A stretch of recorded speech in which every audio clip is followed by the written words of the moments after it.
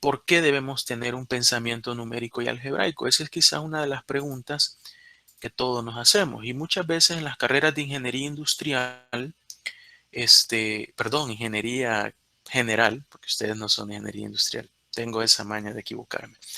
En cualquier ingeniería, nos preguntamos siempre por qué ver tantos números. ¿Por qué ver tantos números? Bueno, que vemos que álgebra, que vemos que cálculos, más adelante que integrales, que derivadas, etcétera, ¿no? Muchos cálculos. Que al final en el ámbito profesional de eso no se ocupa nada. Es mentira, ¿verdad? No ocupamos nada de eso. Yo que tengo 18 años de ser ingeniero, nunca he hecho una integral, una derivada, ni siquiera la cuadrática he utilizado. Y ustedes la van a usar ahora, van a aprender a usar eso. Pero yo jamás he ocupado eso. Si lo que ocupo es sumar y restar, ¿verdad? Y una calculadora de esas baratas que las hay en el mercado, uno, ni siquiera científico ocupa uno en la carrera ya, ya. Pero, ¿por qué entonces es necesario, a pesar que yo no voy a hacer grandes cálculos en la, posiblemente ustedes tal vez ocupen un poco más de cálculos, no sé, se me ocurre, en la parte de alimentos, pero igual no, ¿verdad? Es más cálculos, a veces una regla de tres, son cosas que se pueden utilizar. Pero ¿por qué es necesario entonces recibir todas estas materias? ¿Por qué creen ustedes que es necesario? Voy a escuchar algunos. Por ejemplo, veamos ahí Javier Israel Bolaños, Figueroa, creo que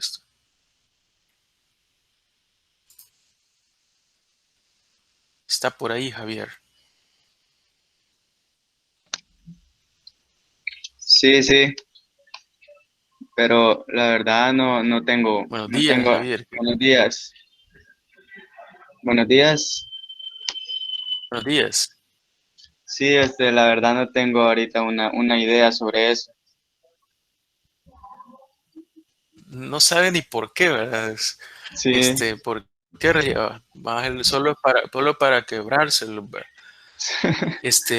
Carla Edith Lemus. Gracias, Javier. Carla,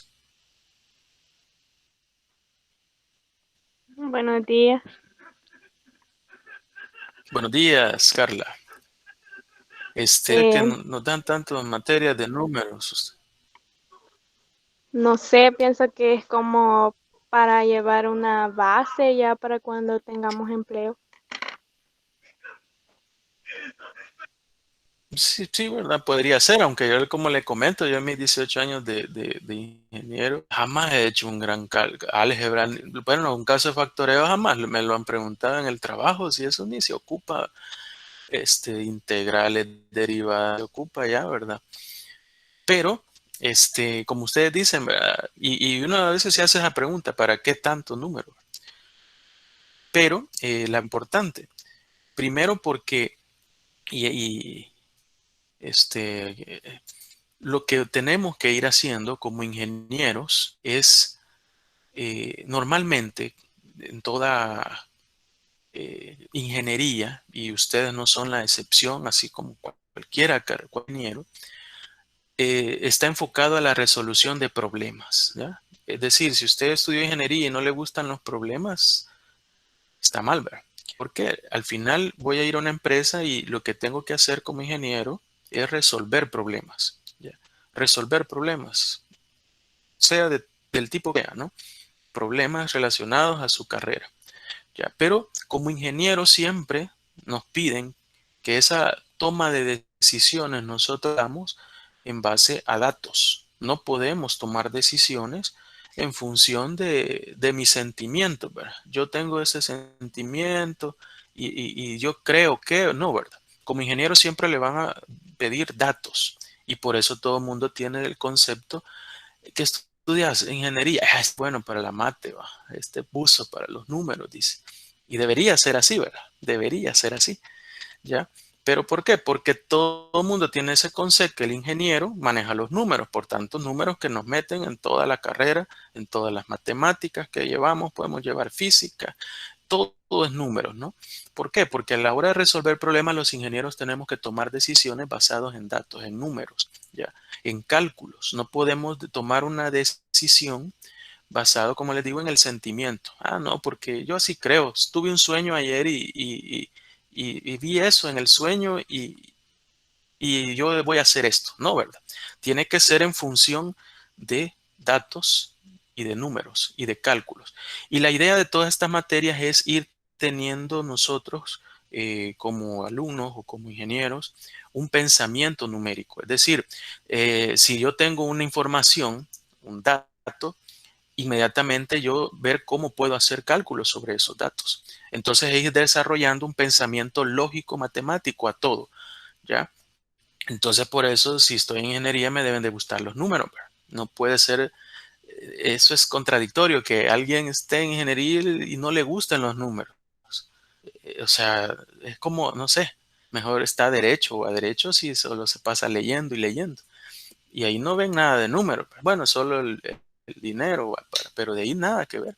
Entonces, en el caso del ingeniero, tiene que tener un pensamiento lógico, matemático, ¿ya? Tiene que tener toda su mente orientada a hacer cálculos, ¿verdad? Y por eso aquí les pongo yo, mire, la importancia, dice, de la materia, que, bueno, el ingeniero debe tener capacidad de realizar cálculos matemáticos. Tiene que tener un pensamiento numérico, ¿ya? Es decir, tomar las decisiones en base a datos, a números, porque eso es lo que le van a decir, ¿no? Usted llega, mire, tengo esta propuesta de hacer algo en esto, en este producto o en lo que sea, ¿no? Pero ¿y qué? Ya tenés los datos, ya tenés los resultados, ya hiciste los cálculos, ¿sí? Siempre a través de datos. Desarrollo de la capacidad de análisis para la solución de problemas a través de cálculos numéricos, lo que hemos estado hablando. ¿Verdad? Resolver problemas a través de cálculos numéricos, no a través de sentimientos. El ingeniero deberá, dice, en muchas ocasiones realizar análisis, cálculos, investigaciones y tomar decisiones, pero siempre basado en datos numéricos, por lo que es necesario e importante que tenga la habilidad para el manejo de números y cálculos. Es decir, no es que vamos a utilizar todas estas herramientas cuando seamos ingenieros. Es decir, no voy a estar haciendo conjuntos y diagramas de Venn, ¿verdad? Y el A pertenece al B. No, ¿verdad? Eso no se ve en la carrera. Perdón, en la profesión ya como profesionales. Pero sí lo vemos porque eso nos va permitiendo a nosotros tener un pensamiento numérico. Es decir, no tenerle miedo a los números. Es decir, yo tengo datos, yo poder hacer cálculos, ¿ya? Y se supone, y mucha gente espera eso de los ingenieros, porque le dan dos cifras y que rápido en la mente uno haga las operaciones. Porque todo el mundo dice, no, es que el ingeniero, es más, los ingenieros son orgullo de la familia. No, hombre, este es ingeniero, le dice. ¿Ya? Y esperan cuando le hacen va a comprar que rápido haga las cuentas, ¿va? Y que haga, que sepa hacer cálculos rápido, ¿no? Eso es lo que se espera. Y eso solamente se puede ir logrando a través del desarrollo de un pensamiento matemático, de un pensamiento numérico como tal. Entonces, por eso es importante esta materia y todas las materias de los números, aunque al final, digamos, no nos sirve de nada al final en la profesión, ¿verdad? ¿Ya? Pero sí nos sirve porque ha ido a través de toda la carrera desarrollando ese pensamiento nuestro basado en números y en datos. ¿Cuáles son los objetivos de la materia? Bueno, contribuir a la formación integral de los estudiantes de la carrera de Ingeniería en Tecnología y Procesamiento de Alimentos. Creo yo que solo esta ingeniería hay, creo yo. No estoy seguro si hay de otra carrera, a través del desarrollo de pensamiento numérico y matemático, ¿ya? Y en este módulo vamos a tratar de que el alumno adquiera competencias numéricas básicas. Esta materia es la base, por eso vamos a ver algunas cosas que algunos van a decir, no, hombre, si esto es bien fácil. Sí, es fácil, porque muchas de estas cosas incluso las vimos en primaria. Desde el niño se le empieza a decir, por ejemplo, el tema de hoy, teoría de conjuntos. Desde el niño se le empieza a decir, mire, los conjuntos, vaya a hacer las rueditas y todo eso. Lo mismo vamos a ver ahora. Pero esto es lo básico, ¿ya? Es lo básico. Y va a ver que algunas cosas ya ni se acuerdan, que son fundamentales, dice, para el análisis matemático y la aplicación de los principios a diversas situaciones problemáticas de la carrera. ¿Ya? Luego dice, por ejemplo, la falta de profundización lógica matemática y comprensión de principios numéricos impide al estudiante ser independiente en la toma de decisiones. Todo basa en eso, en la toma de decisiones, en la resolución de problemas basado en datos numéricos.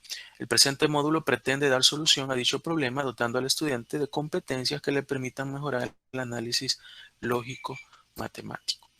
Entonces, sabiendo ya eso, ¿qué es el objetivo que perseguimos, ¿ya? No es que esto posiblemente nos vaya lo vayan a ver allá cuando ya sean ingenieros, sino más bien es que ustedes desde la base, desde su carrera, al inicio de su carrera, vayan teniendo esa mentalidad, perderle el miedo a los números, hacer cálculos matemáticos, tener una lógica matemática a todo, ¿ya? Porque en su momento, para la toma de decisiones como ingenieros, les va a servir eso, ¿ya?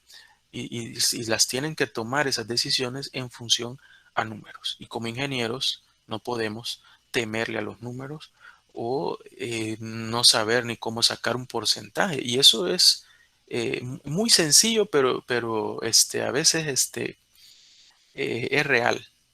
Hay ingenieros en el ámbito donde yo laboro. Ya he conocido personas, ya ingenieros graduados, egresados, que no saben ni sacar un porcentaje o una regla de tres.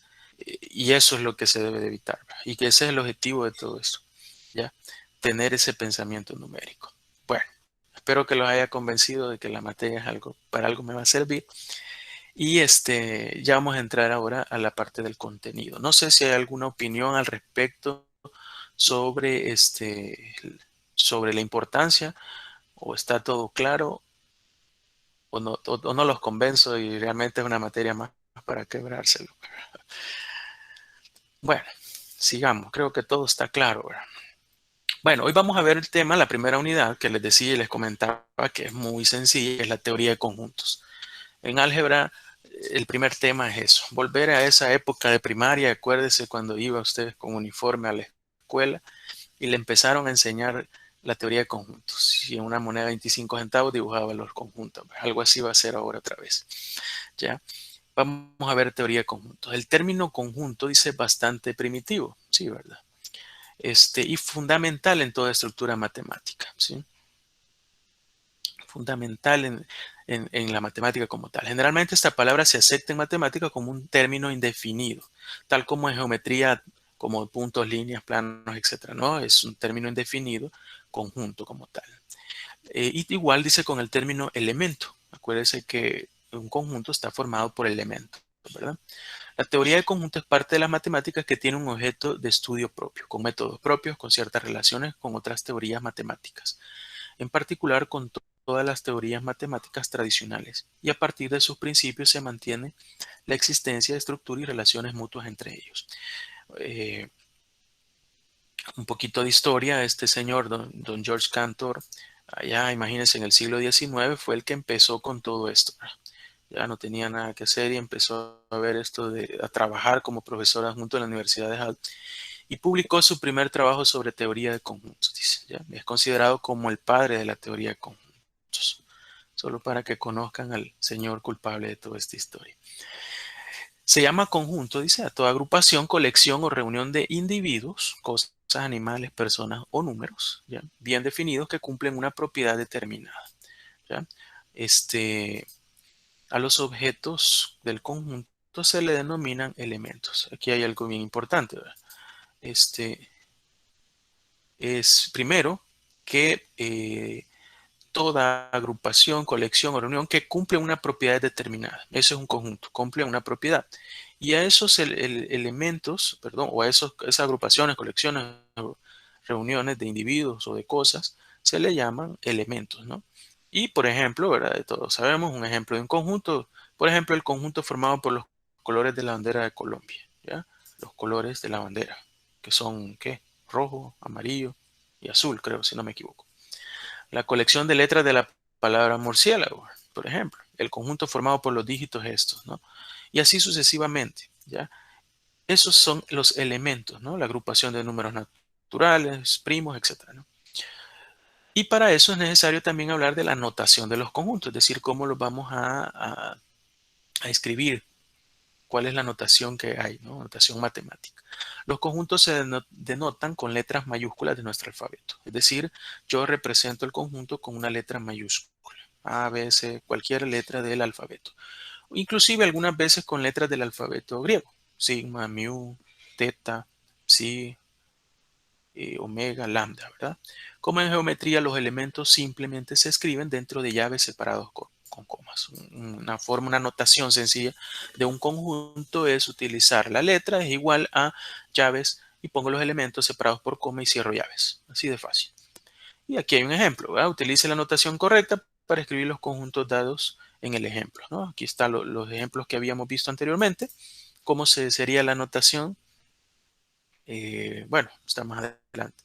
La determinación de un conjunto corresponde a la manera como éste puede expresarse. Para determinar un conjunto se utilizan dos formas. Tenemos dos formas de determinar un conjunto. Una es por extensión y por comprensión, perdón.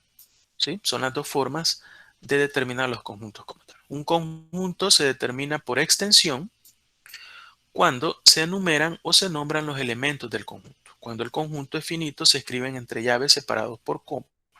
Cuando el conjunto es infinito, se escriben entre llaves algunos elementos y se ponen puntos suspensivos. ¿Ya? Por ejemplo, los ejemplos que ahí estaban, uno era los colores de la bandera de Colombia. Entonces, la forma de la anotación por extensión es A es igual a los colores, ¿verdad? Entre llaves separados por coma. Amarillo, azul y rojo. Las letras de la palabra murciélago, ¿sí? Y acuérdese que no se deben repetir ¿cómo se llaman? Los elementos. No se deben repetir en un conjunto, ¿ya? Que esto, si no mal recuerdo, era... ya me adelanté, ¿verdad? Estoy yendo para adelante y es para atrás. Eso era el conjunto formado por los dígitos de ese número como tal. Si se fijan, el 2 está dos veces, solamente se debe poner uno. Números naturales menores que 10, ¿verdad? O los números primos entre 0 y 20. ¿Ya? Ahí están declarados los números primos y los dígitos y cada uno de los conjuntos. Esa es la notación o la determinación por extensión. Y luego está por comprensión.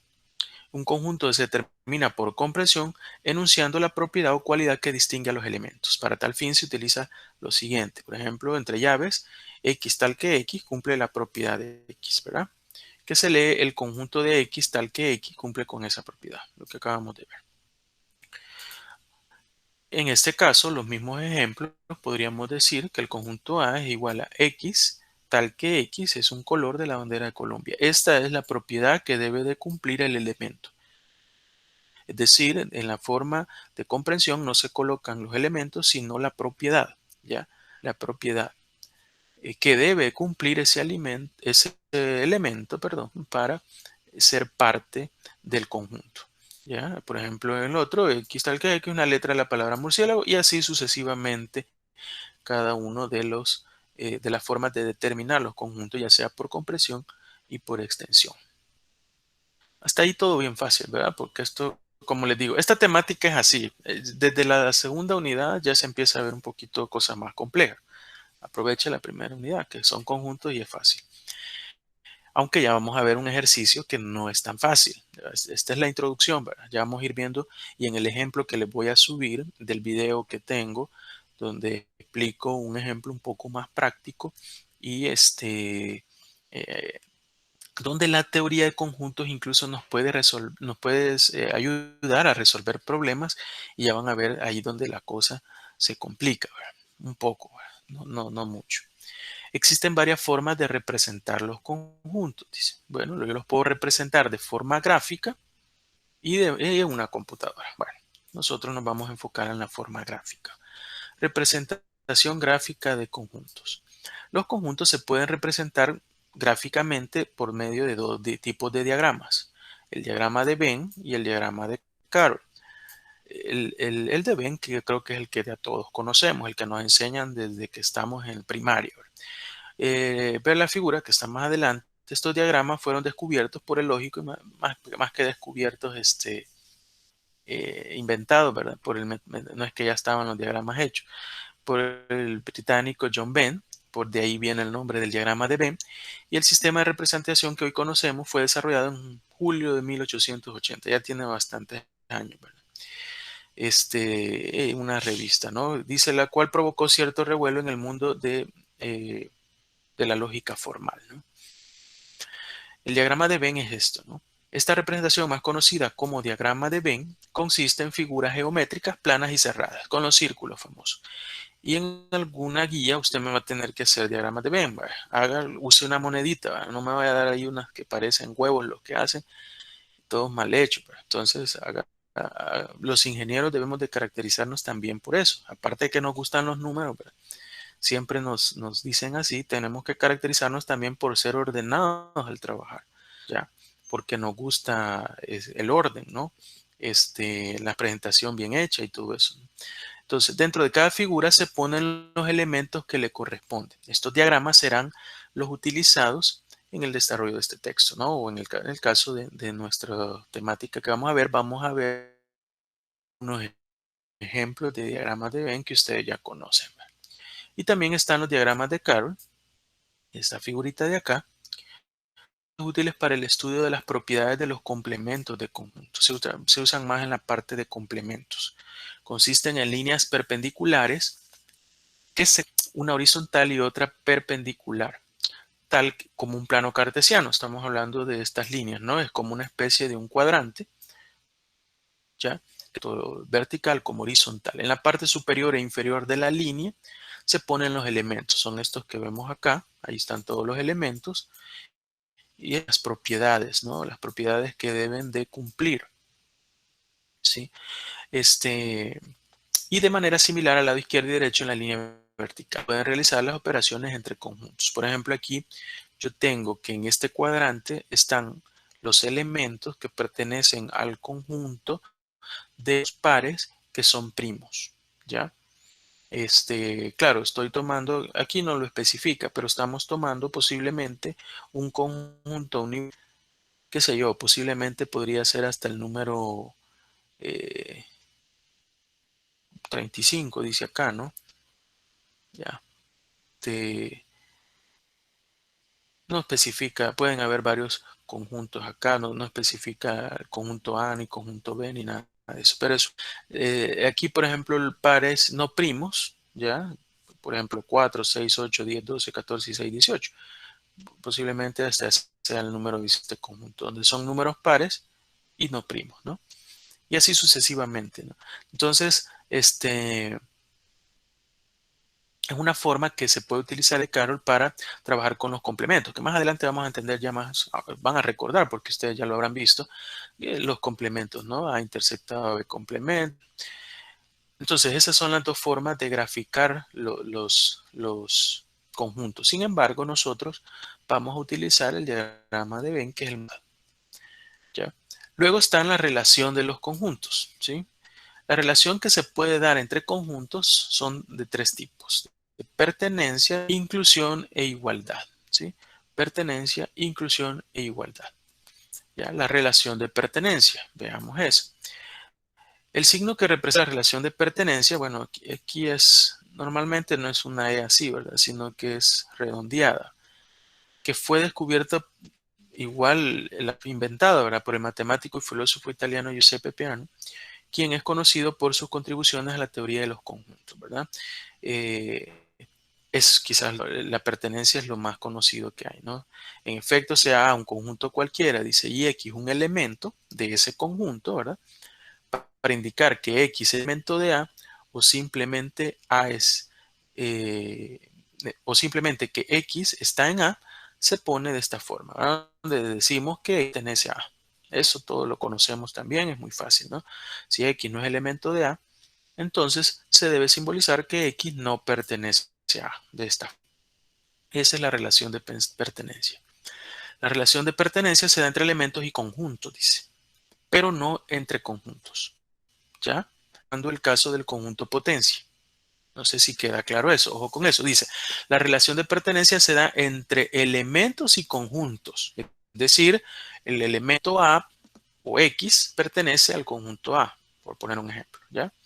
Pero no entre conjuntos. Es decir, el conjunto A pertenece al conjunto B. No, ¿verdad? ¿Ya? Exceptuando, dice, el caso de los conjuntos potencias. Si se acuerdan de los conjuntos potencia, aunque ya lo vamos a ver así rápido más adelante, el conjunto potencia es aquel conjunto que está formado por todos los subconjuntos que pertenecen a un conjunto. Algo así el trabalengua, ¿verdad? Es decir, todos los subconjuntos que pueden formarse de los elementos de un conjunto forman el conjunto potencia. Entonces ahí sí yo puedo decir que el subconjunto A pertenece al conjunto B, por poner un ejemplo. Esto es, A pertenece a la potencia de A. ¿Ya? Tampoco se da entre elementos, dice. Por lo tanto, es incorrecto escribir X pertenece a X o A pertenece a A, ¿ya? Porque no se da tampoco entre elementos ni tampoco entre conjuntos, ¿ya? No entre conjuntos y exceptuando el caso del conjunto de potencia. Ojo con esto que algunas preguntas, por ejemplo, en esta temática donde se ve un poco de teoría, yo también me gusta preguntar a veces en las pruebas en línea la parte teórica, ¿ya? Es decir, si usted entiende el concepto, ¿verdad? Va a poder resolver los ejercicios. Por lo tanto, si resuelve los ejercicios, es que sabe el concepto. Lógica, ¿verdad?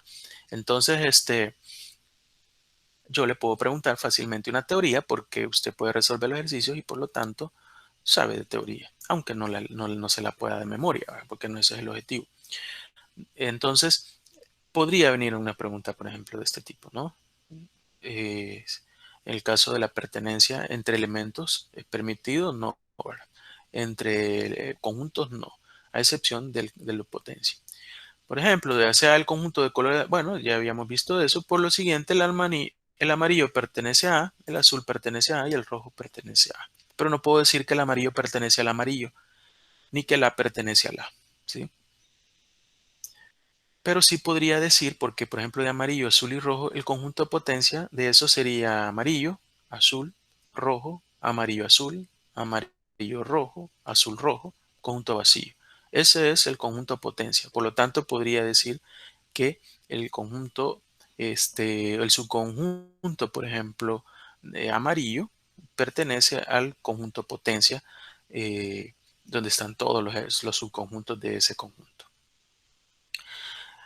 Relación de inclusión. Bueno, una es la pertenencia, es decir, que pertenece o que está dentro de. Luego está la inclusión. Dado dos conjuntos A y B, esta relación se utiliza para indicar que el conjunto A es un subconjunto del B, ¿sí? Lo cual se escribe de esta forma. A está incluida en B, ¿ya? Dos conjuntos A y B están relacionados. Se utiliza para indicar que el conjunto A es un subconjunto de B, ¿sí? Aquí está. Si A no es un subconjunto de B, esto se simboliza. A no es un subconjunto de B, como un tache ahí, ¿verdad? En el símbolo. Se dice que A es un subconjunto de B si todos los elementos de A también están en B, ¿ya? Si todos los elementos de A también están en B. Por lo tanto, A es un subconjunto de B. Si A es un subconjunto de B, existen elementos de B que no están en A. Entonces, A es un conjunto propio de B, ¿sí? Si quiere decir que A forma parte de B, ¿sí? Decir, todos los elementos de A están en B, pero todavía B tiene adicional a eso otros elementos. Yo puedo decir entonces que A es un subconjunto propio de B, ¿ya? Y se puede simbolizar de esta forma. Ahora, de estas dos formas, ¿las dos formas es correcta? Sí, es correcta. Decir que A está incluido en B. ¿Ya? Bueno, esta no, porque esta no está incluido. Es esta y esta de abajo. ¿Las dos formas es correcta? Sí, las dos formas es correcta. ¿Con qué es la diferencia? En el caso que es un subconjunto propio, estoy diciendo automáticamente que B tiene más elementos. ¿Ya? Tiene más elementos y que sobran. Pero que todos los de A los tiene B. ¿Sí? Y mientras que allá arriba, en la primera, en esta parte de acá, ¿ya? Estoy diciendo lo mismo, pero no necesariamente que B le sobran elementos, sino que posiblemente podrían tener los mismos elementos y decir que A está incluido en B y viceversa también. A es un subconjunto propio de B o también A está incluido propiamente en B. Son formas de decirlo. Ya voy a hacer unas preguntas para que ustedes vean a ver si han entendido y también tengan preguntas al respecto. Bueno, siempre en las propiedades de la inclusión, para cualquier conjunto de A se tiene que A está incluido en A. Es lógico, ¿verdad? Porque todos los elementos de A son los mismos elementos de A. Esta propiedad señala que todo conjunto es subconjunto de sí mismo. Son propiedades de los conjuntos. Ya más adelante vamos a ver algunas propiedades de conjuntos también. Por lo tanto, si A es subconjunto de B y B es subconjunto de C, entonces también podemos decir que A es subconjunto de C.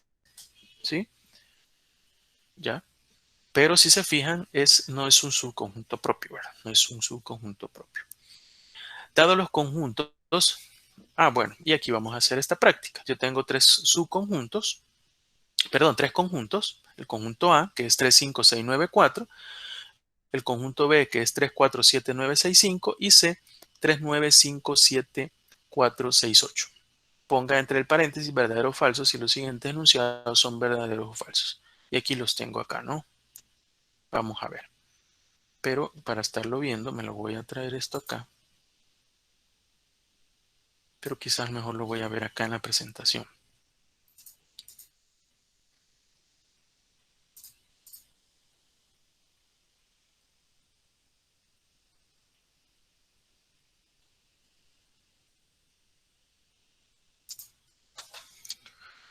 Veamos, pues. Creo que era esto. Ok. Y aquí lo vamos a responder. Voy a hacer una especie de captura para llevármelo allá.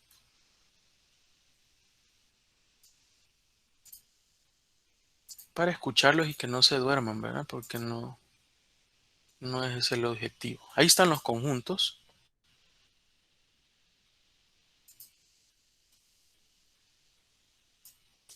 Y vamos a ver quién quiere participar. Veamos a Wendy Magalí Martínez. Veamos lo primero, Wendy. Está por ahí, Wendy. Sí, sí, aquí estoy. Buenos días, Wendy. Dados esos Buenos días. conjuntos, ¿B está incluido en A? Buenos días.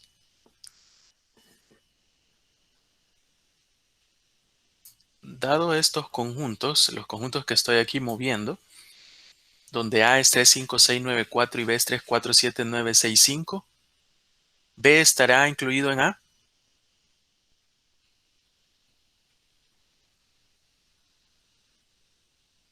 Sí,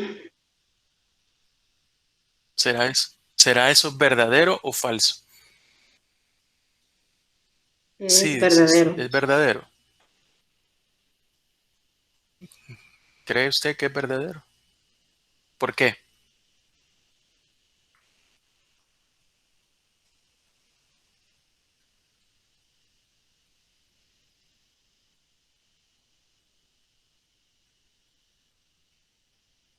Bueno, Se me porque, fue o sea, Magali. Ah, en el A, los del conjunto A aparecen en el conjunto B. Algunos, no todos. ujú. Pero dice, ojo con eso, dice B está incluido en A. No dice A Ah, está incluido en B. Es de- es decir, todos los entonces elementos de B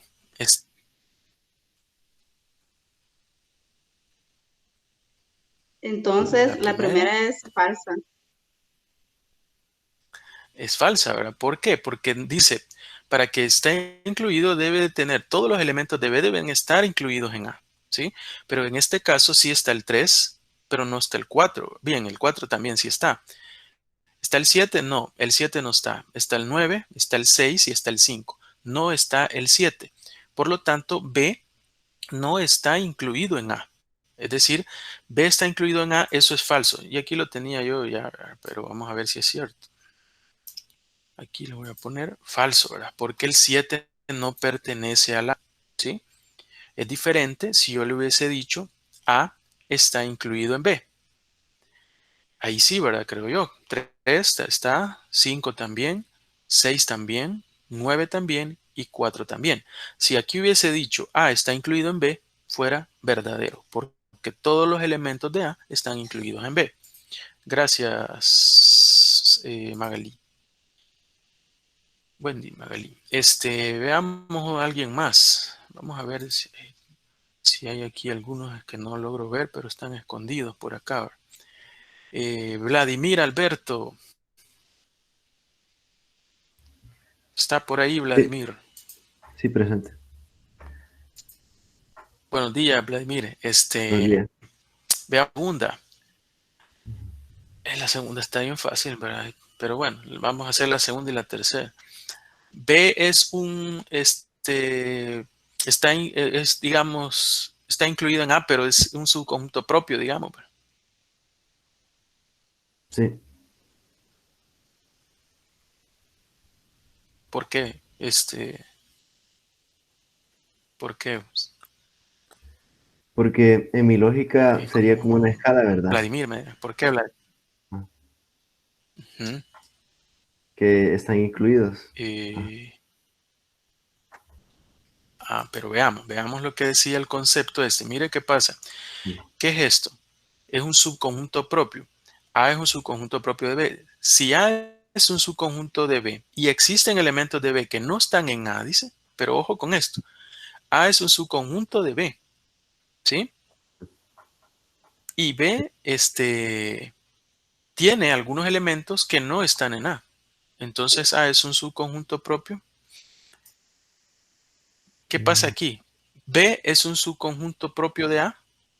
Es decir, que B es un subconjunto de A, pero A tiene elementos que no están en B. ¿Será entonces verdadero, Vladimir? mm, sí, Ya lo hice dudar. sí, es que me confundí un poco. Pues, Oh, ojo, sí. sí, pero fíjese qué pasa aquí. ¿Qué es? No, ¿verdad? ¿Por qué? Porque dice, para empezar, B debe de ser un subconjunto de A. ¿Es B un subconjunto de A? En la anterior dijimos que no, ¿verdad? Mm, ¿Ya? Para empezar, B no es un subconjunto de A. En el caso cuando es un subconjunto propio, debe decir que, por ejemplo, todos los elementos de B están en A, mm, pero todavía A tiene elementos adicionales al B. Ahí yo puedo decir que B es un subconjunto propio de A, mm, ¿ya? Pero volvemos a lo mismo que pasó en el ejemplo anterior, que no era un subconjunto porque 7 no pertenece a A. mm, Es diferente que yo les pregunte, A es un subconjunto propio de B. Ahí sí es diferente. ¿Por qué?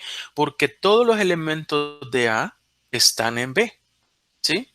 Pero todavía B tiene un elemento adicional extra, ¿verdad? Pueden ser uno o varios, ¿no?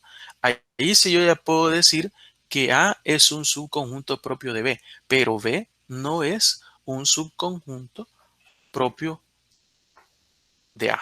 Entonces, por eso es falso. ¿Por qué? Porque, ojo, que el que yo mencione primero, todos los elementos de ese conjunto deben de estar en el segundo.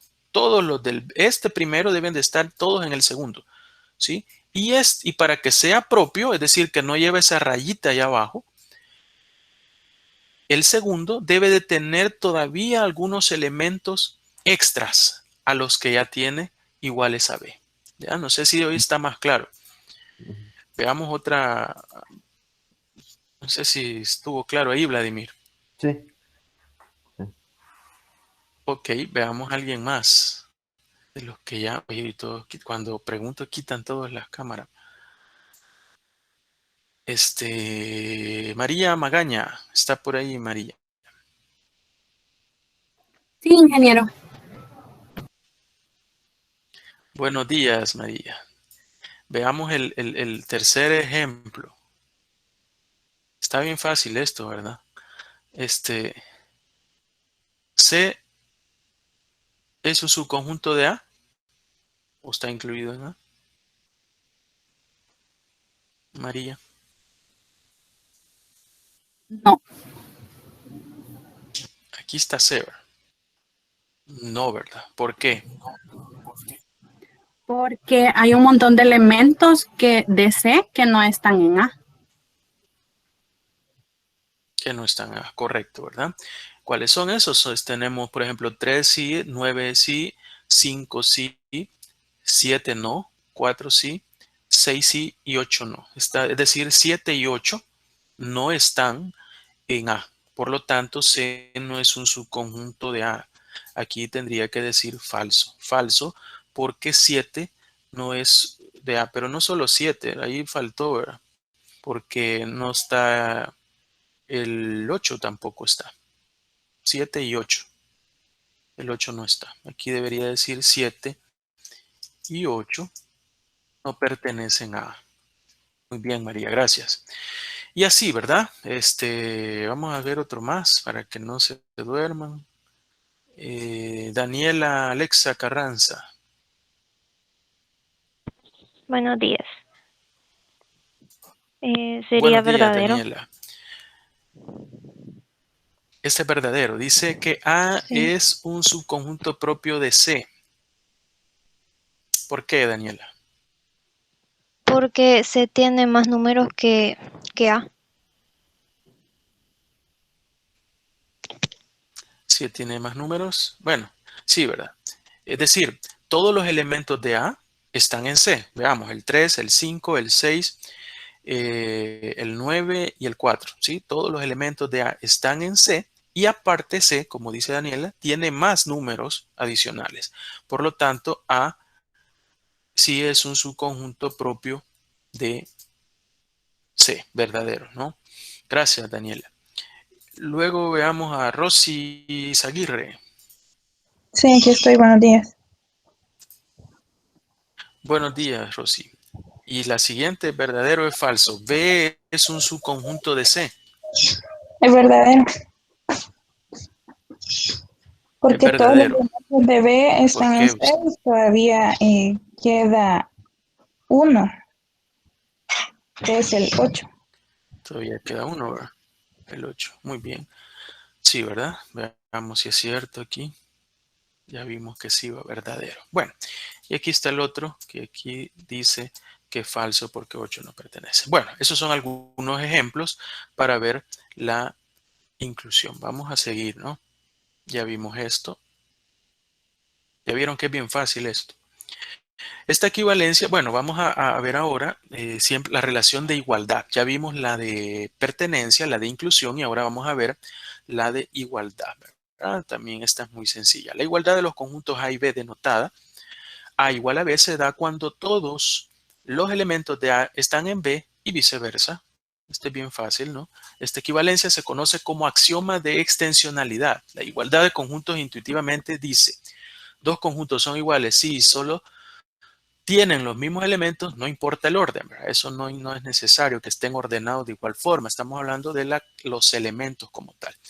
Tenga en cuenta que este concepto es diferente a decir dos conjuntos son iguales si y solo si tienen la misma cantidad de elementos, ¿no?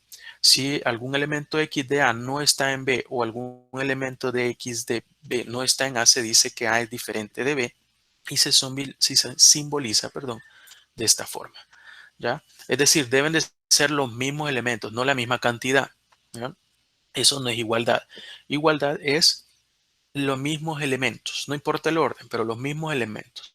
Y si hay algún elemento en ambos que no pertenece el uno al otro, no hay igualdad, ¿ya? Por ejemplo, dado los conjuntos A, donde X tal que X es un número primo positivo menor que 8, ¿sí? Y B es X tal que X es un factor de 210, A es igual a B, compruébelo. Veamos si alguien nos ayuda a resolver este gran dilema. Vamos a ver acá en la lista.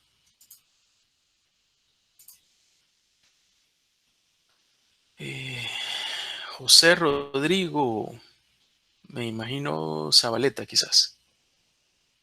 Sí, José buenos días. Rodrigo, está por ahí. Buenos días. Buenos días, José.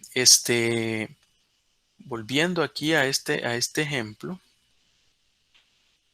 Me voy a pasar mejor a la presentación. Aquí estamos. ¿Qué dice usted? ¿Esto es A igual a B? ¿Cómo lo podemos comprobar?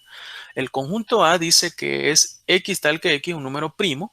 Números primos, ya sabemos cuáles son los números primos, ¿verdad? Donde los números primos son aquellos divisibles entre sí mismos y entre 1, ¿ya? Número primo positivo menor que 8, ¿sí? Y el otro dice que X tal que X es un factor de 210. ¿Cree usted que A y B son iguales? No. aquí el problema es que no sabemos los elementos. Sí. Ese es el problema, que no sabemos los elementos. Para empezar, hay que sacar primero los elementos, ¿ya? Por ejemplo, veamos el conjunto A. Es un número primo positivo menor que 8. ¿Cuáles son los números primos positivos menores que 8? Por ejemplo, José, ¿1 es primo?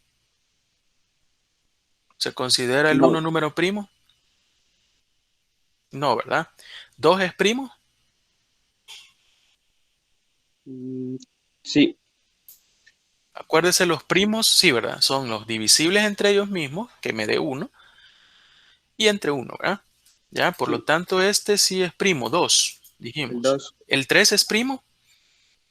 No. El 2 sí. ¿El 3? No. ¿No es primo Sí, 3? sí. ¿Por Perdón, qué? sí. Sí, Porque ¿verdad? es 3 divisible, entre ajá. 3, sí. 3 y 1. Sí. ¿El 4 es primo? No, ¿verdad? No. Porque puedo dividirlo entre 2, Ujú. entre 4 y entre 1. ¿El 5 es primo? No. Sí, perdón, sí. Sí, ¿verdad? Es primo Sí. también, porque lo puedo dividir entre él mismo, solo entre él y entre la unidad. El 6 no, ¿verdad? Porque lo puedo dividir No, el entre 6 2, no. entre 3, entre 6, entre 1. El 6 no. ¿Y el 7? Sí, el 7 sí. El 7 sí, ¿verdad? Entonces, ¿por qué? Porque entre 7 y entre 1. Bueno, ¿y el 8? No, El 8 ¿verdad? no. Entonces ahí tengo los elementos de estos son 2, 3, 5, 7. Son los números primos menores que 8. Ahora, el factor de 210, ¿cuál es el factor? ¿Se recuerdan qué es factor? Factor es cuando yo pongo un numerito y le empiezo a sacar mi tercera, quinta, etcétera, ¿no? Hasta llegar a la unidad, ¿sí? Esos números que le quedan, acuérdense que solamente se traza una línea, se traza una línea así vertical y empiezo a sacarle yo mitad, tercera y todo eso, ¿ya? Entonces, desde ese punto de vista, 10, ¿cuáles son los factores de 210? Primero, ¿qué hago de 210? Le saco mitad. ¿Cuál es la mitad de 210? 105. 105. Entonces, ahí yo ya puedo poner que un factor es 2, mitad, ¿sí? Luego me queda 105. ¿Qué le saco a 105? Le puedo sacar Tercera. tercera ahora. Tercera de 105.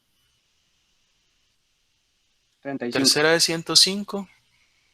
35, ¿no? Ahí tengo la tercera. A 35, ¿qué le puedo sacar?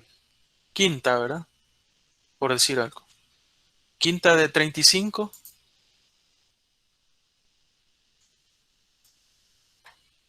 7, ¿verdad? 7. 7 por 5, 35. Y al 7 le saco séptima, por lo tanto, son iguales, ¿sí? Los factores, o en el caso de los factores de 210 son 2, 3, 5, 7. Primero mitad de 205, tercera 35, quinta 7, séptima 1. Por lo tanto, A es igual a B. Sí, ¿verdad? Sí eran iguales. Gracias, José. Bueno, entonces, eso en cuanto a las propiedades, ¿no? Las propiedades ya vimos, propiedades de inclusión, de pertenencia y de igualdad. Ahora vamos a ver en la clase de conjuntos. Todavía vamos ya por la mitad de la presentación, pero tenemos media hora, un poquito menos, 20 minutos, y pasamos lista. Y si quedan algunas diapositivas, es parte de la tarea que usted las lea. Y si tiene alguna duda, me la puede hacer llegar por los medios de comunicación que hemos establecido. Sigamos, conjunto finito. Bueno, las clases de los conjuntos, ¿verdad? Ya vimos lo último fue las propiedades de igualdad, conjunto finito. Esto ya se acuerda, ¿no? El conjunto finito, aquel conjunto cuya cantidad de elementos se puede contar. Así de fácil, ¿verdad? Aquel en que sus elementos se pueden nombrar y enumerar. X tal que X es un número entero mayor o igual a menos 3 y menor que 5. Este conjunto está formado por 8 elementos, ¿ya? Menos 3 y menor que 5. Estamos hablando de menos 3, menos 2, menos 1, 0, 1, 2, 3, 4 y 5, ¿sí? Entonces, esos son los elementos, es finito. Es decir, tienen fin, ¿verdad? Así de fácil. Luego está el conjunto vacío. Existe un conjunto especial denominado conjunto vacío o conjunto nulo, y algunos definen como conjunto sin elementos. Este último concepto se presta para confusiones cuando se dice que un conjunto sin elementos. Pues sabe que un conjunto es una agrupación de objetos que cumplen una propiedad determinada. Esta es como una paradoja, ¿no? Es decir, estamos hablando que un conjunto vacío existe y alguien puede decir si existe o no. ¿Y cómo es eso? ¿Qué es un conjunto? Un conjunto es una agrupación de objetos o de números o de algo. O sea, es una agrupación de algo que hay. Pero ¿y cómo es eso que no hay nada? El vacío no tiene nada, ¿ya? Entonces es una paradoja decir, entonces el conjunto vacío no existe, pues porque si no tiene elementos es que no hay un conjunto, porque no existe nada dentro del conjunto. Pero no es así, ¿verdad? Si hay un conjunto vacío, porque lo que esta confusión dice se aclara defendiendo el conjunto vacío como aquel en el que ningún elemento cumple con la propiedad conocida como regla de elegibilidad. O sea, en ese caso, la regla, nadie la cumple. Por lo tanto, es un conjunto vacío, ¿ya? Porque aunque puedan haber elementos, no cumplen con esa regla. Por lo tanto, sí aplica el decir que existen los conjuntos vacíos. Y ya sabemos que el conjunto vacío se denota con este símbolo o simplemente con unas llaves que no tienen nada dentro, ¿verdad? No es correcto decir un conjunto vacío. Permítame. Debe decirse siempre el conjunto vacío. Tengo agüita por si se atora uno, bueno, al tanto estar hablando. Bueno, ¿por qué este conjunto es único? Dice, no se dice un conjunto vacío, se debe decir siempre el conjunto vacío, ¿ya? No es que el conjunto esté vacío como tal, sino que el conjunto es vacío. Luego tenemos conjunto unitario, ¿sí? Un conjunto unitario es aquel que solamente tiene un elemento, ¿ya? Por ejemplo, los conjuntos A igual a X tal que X un pontífice entre los años 1985 y 2005. Eso igual a Juan Pablo II. Entonces es un conjunto unitario. Voy a tomar más agua porque más me estoy atorando. Bueno, entonces el conjunto binario, bueno, también hay un conjunto binario que es aquel que está formado por dos elementos, ¿sí? Por ejemplo, dice A es igual a X, pertenece a los enteros, tal que X al cuadrado menos 4 es igual a 0. Ahí empieza un poquito más lo complejo, ¿verdad? Estoy poniendo una función, X al cuadrado menos 4 es igual a 0. O sea, donde X, o los elementos, es un valor que puede tomar ese X que al elevarlo al cuadrado y restarle 4, me va a dar 0. Solo hay dos valores, que es 2, porque 2 por 2 da 4 y 4 menos 4 da 0. Y el otro es menos 2, porque menos 2 elevado al cuadrado, menos por menos da más, 2 por 2 da 4, 4 menos 4 es igual a 0. Entonces, eso es un conjunto binario. Un conjunto binario es aquel que está formado únicamente por dos elementos. Luego tengo, por ejemplo, un conjunto universal. Sean A y U conjuntos cualesquiera, se dice que U es un conjunto universal o referencial respecto al conjunto A si A está incluido en U, es decir, en el universo, ¿verdad? Es decir, A forma parte del universo, por lo tanto A está incluido o es un subconjunto de U. Y veamos un ejemplo, dice, dado los conjuntos U, 1, 3, 5, 7, 9, 11, ¿sí? Ese es mi universo, es decir, ahí están todos los elementos, 6 elementos. Yo tengo que A es 3, 9, 11. Si se fijan, solo hay 3 elementos del universo. B es 2, 5, 7, 9. Ojo ahí, ¿verdad? 9 sí está en el universo. 7 sí está. 5 sí está, pero 2 no está. Luego, C es igual a 1 y 6. Está 1, pero 6 no está. Y D dice que tiene 1 que sí está, 7 que sí está, 11 que está y 5 también. Determine si U es un conjunto universal respecto a los demás conjuntos. Entonces, ¿cuál es la respuesta? U es un conjunto universal respecto nada más a los conjuntos A y D. Porque si se fijan, los conjuntos A y D son subconjuntos de U. Están dentro del conjunto U. Pero B y C no, porque estos tienen elementos que no pertenecen al conjunto universal. Y es lo que dice acá, ¿no? Con respecto a los conjuntos B y C. ¿Por qué? Porque hay elementos, en el caso de B, que es 2, ¿sí? Y en el caso de C, que es 6, que no pertenecen a U. Por lo tanto, no puedo decir que U sea el conjunto universal respecto a los conjuntos B y C, ¿sí? Y luego el conjunto infinito. Es aquel conjunto cuya cantidad de elementos no se puede contar, es decir, es aquel conjunto en que sus elementos no se pueden nombrar ni enumerar. Y por ejemplo tenemos los naturales, los enteros, los reales, los racionales, etcétera, ¿no? Bueno, no sé si hay preguntas hasta aquí, todavía nos falta tiempo, pero una pausa para ver si hay preguntas en lo que hemos estado viendo. ¿O está todo claro?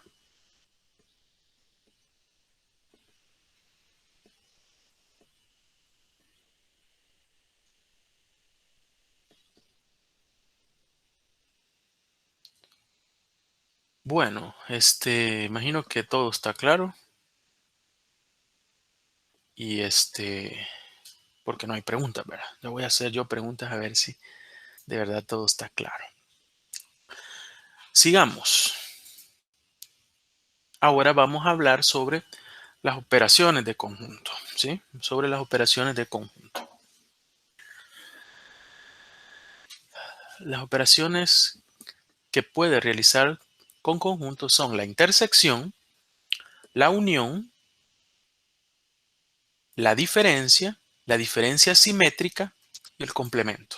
Esas son las diferentes operaciones que se pueden hacer en los conjuntos: intersección, unión, diferencia simétrica y el complemento. Veamos la intersección de conjuntos, que es quizás la más fácil y la más conocida, ¿verdad? La intersección de dos conjuntos A y B es el conjunto formado por todos los elementos comunes de ambos conjuntos, sin repetir elementos. Es decir, es el conjunto formado por todos los elementos repetidos. Y se denota A intersectado a B, o también A intersectado a B es igual a X tal que X pertenece a A y X pertenece a B. ¿Sí? Es decir, aquellos elementos que pertenecen a ambos conjuntos. En el diagrama de Venn se representan de esta forma. Es decir, todos los elementos que yo tengo acá son los elementos en común y esos son el resultado de la intersección, donde X y BX son preposiciones abiertas equivalentes a X pertenece a A y pertenece a B. ¿Sí? Así de fácil. Si se tiene n conjuntos, es decir, una gran cantidad de conjuntos, A1, A2, A3, conjunto hasta AN, la intersección entre estos conjuntos denotada es por A1 intersectado a A2, intersectado a A3, hasta AN. Se define como el conjunto formado por los elementos comunes de todos los conjuntos, ¿ya? Es decir, aquellos elementos que forman parte de todos los conjuntos que haya. Pueden haber intersecciones por 3, 4, 5 conjuntos hasta n conjuntos. La intersección de dos conjuntos A y B es el conjunto formado por todos los elementos comunes. Esto está repetido, ¿verdad? Lo vamos a eliminar quizás. Ejemplo, determine gráficamente y por simple inspección los conjuntos A intersectado a B intersectado a C. Dado que A es igual a 1, 4, 7, 9, 1, 2, 9, 5 y C 2, 4, 6, 9. Y nos da un conjunto universal donde dice 1, 2, 9, 5, 4, 6, 8, 7.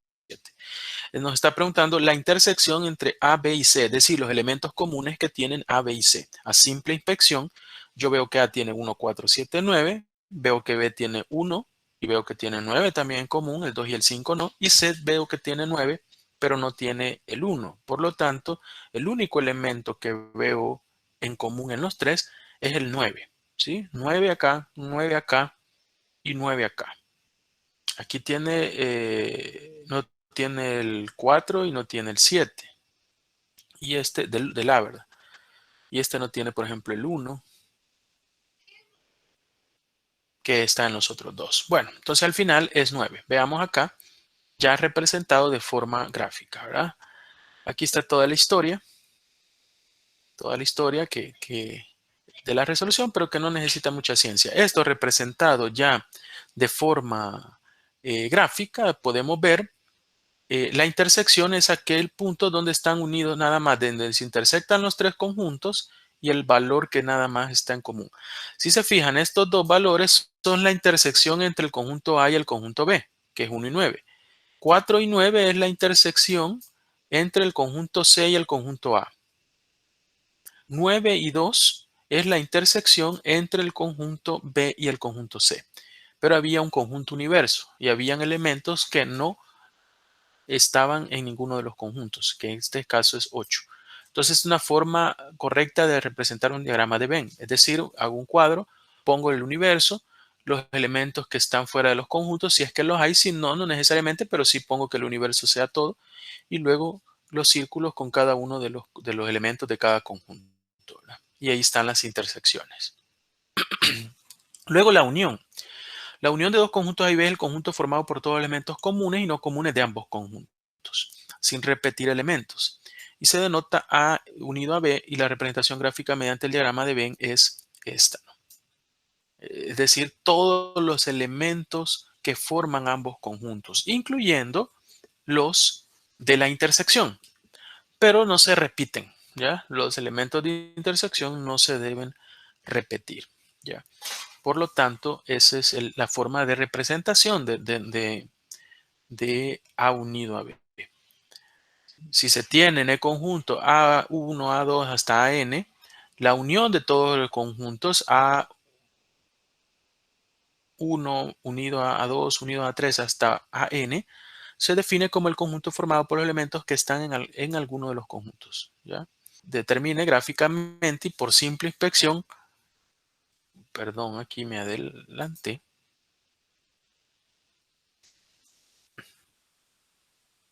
Los conjuntos A unido a B unido a C con estos valores, ¿no? Los mismos que estuvimos viendo en el ejemplo anterior.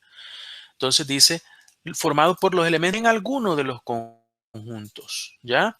O sea, todos. El 7 está en alguno, solo en el A, pero ahí está, ¿no? El 5 solo está en alguno, en el B, pero ahí está. Los que están intersectados también, ¿no? El 9 que está en los 3, pues solo una vez. ¿Cuál es el A unido a B unido a C? Es todos los elementos que tienen ellos, sin repetir. El 8, que es de parte del universo, se queda fuera, ¿sí? Esa es la unión. Luego la diferencia. La diferencia entre dos conjuntos A y B es el conjunto formado por todos los elementos no comunes del conjunto B, ¿sí? No comunes del conjunto B respecto al conjunto A. Es decir, los elementos que están en A pero que no están en B. Ojo con esto. Y a veces genera confusión. Y en las preguntas que yo les hacía, cuando les pregunté sobre la inclusión, algunos se equivocaron, ¿verdad? Porque no es lo mismo decir A está incluido en B que B está incluido en A. No es lo mismo decir A menos B que B menos A. En esta parte, ¿verdad? En esto, en la teoría de conjuntos, ¿sí? Porque, claro, numéricamente, si usted dice 10 menos 5, es 5, ¿sí? ¿Ya? O que a 10 le quita 5, es 5. Pero si a 5 le quita 10, ya, es menos 5, ¿sí? E igual en esto. Aquí no es lo mismo A menos B que B menos A. Es diferente y en eso hay que tener cuidado. ¿Por qué? Porque dice, son todos los elementos no comunes, dice, del B respecto al conjunto A, es decir, los elementos que están en A, pero que no están en B, porque es A menos B. Si fuera al revés, fuera todos los elementos que están en B, pero que no están en A. Por lo tanto, aquí tengo dos conjuntos. Todos los elementos que están en A, pero que no están en B, eso es A menos B. Esto es A menos B. Si esto fuera B menos A, fuera esto, ¿sí? Todos los elementos que están en B, que no están en A, ¿sí?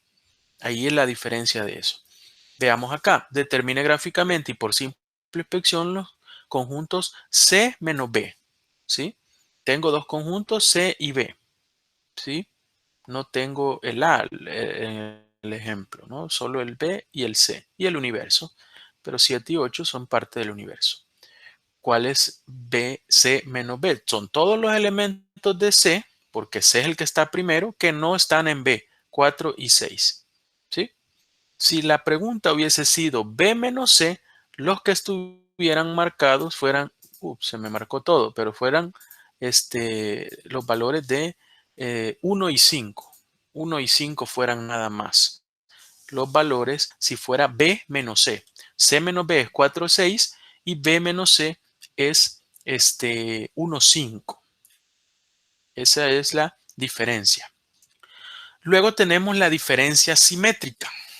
La diferencia simétrica entre dos conjuntos A y B es el conjunto formado por todos los elementos no comunes de ambos conjuntos. No comunes de ambos conjuntos, ¿ya? Es decir, los elementos que no están repetidos entre los conjuntos. Y se denota como A delta B.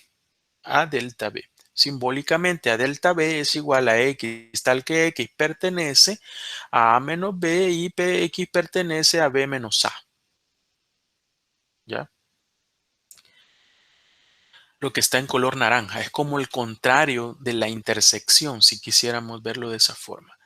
¿Ya? Es decir, la diferencia simétrica son todos aquellos elementos, ¿ya?, que no son comunes en ambos conjuntos, ¿ya? Es decir, los elementos que están acá de este lado solo los tiene A, no son comunes con B. Y los elementos que están de este lado solo son los de B, que no son comunes con A. Por lo tanto, una diferencia simétrica son todos los elementos que no son comunes entre ambos. Aquí adentro están los repetidos. Esos sí son comunes entre ambos, por lo tanto no forman parte de eso, ¿ya? Por eso aquí dice que también podría ser como los elementos que pertenecen a menos B. ¿Cuál es A menos B? Es este lado, ¿verdad? Ese lado es A menos B, ¿sí? Esto es A menos B. Esto es A menos B, ¿sí? Es decir, los que están en A pero no están en B. Aquí le han puesto F en el ejemplo y eso puede generar confusión, sí, porque es A y aquí dice F, pero este es el A, digamos. Y el B menos A, ¿cuáles son? Son estos. Entonces, es como también decir aquellos elementos que pertenecen a menos B, pertenecen a B menos A. ¿Sí? Eso es la diferencia simétrica. Determine gráficamente y por simple inspección B delta C. ¿Ya? B delta C. ¿Cuáles son B delta C? Son aquellos elementos que no son comunes tanto en conjunto, decir que los tienen pero que no son comunes entre ambos conjuntos. ¿Cuáles son? El 1, el 5, el 4 y esos elementos no son comunes entre ellos dos. Diferencia simétrica, ¿sí? Los de la universal no se ponen, ¿verdad? Pertenecen a ellos, ¿ya? No sé si hay preguntas hasta el momento. Ya casi vamos llegando al final. ¿Está claro?